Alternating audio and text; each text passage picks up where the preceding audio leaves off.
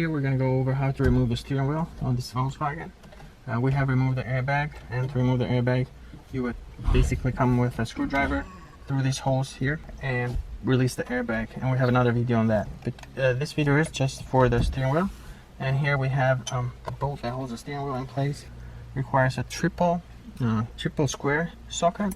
In this case we are just going to use a T55, but you gotta be careful with a T55. It did work in this case, but sometimes if it's too loose it'll strip those threads and then you're creating an issue. So we recommend using the triple square socket for that, to remove this. Once you place the socket there, you need an extension there a couple of inches at least, and then here you'll have the socket. You might need a breaker bar to get this bolt loose because it's pretty tight.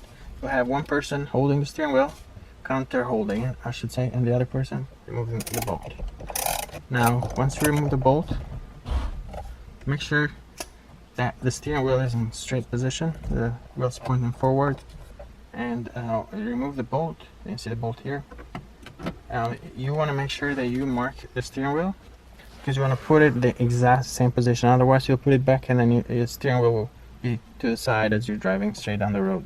So you want to mark that and that as well. We marked it in another place. There's this place that was already there, those two marks there were, but we did a couple more so that we know we're putting it exactly in the same position. Now once you do that, then you'll grab the steering wheel on both sides and kind of jiggle it out just like so, and come straight out. Now you want to be careful right here. We have the clock spring. Be careful that you're not turning this.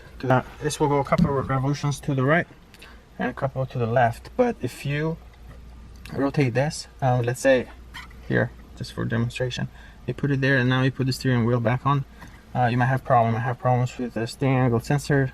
You might have issues with ABS or traction control light coming on. But also something that's important is that you will ruin that clock spring really quick, because it only allows a certain number of turns left and right. If you rotate it once and then you put the steering wheel back on and then you try to turn the steering wheel to the right, what that will do with the ribbon inside in there, it'll stretch it too much and it'll break it. So make sure you keep this in the same place, same position.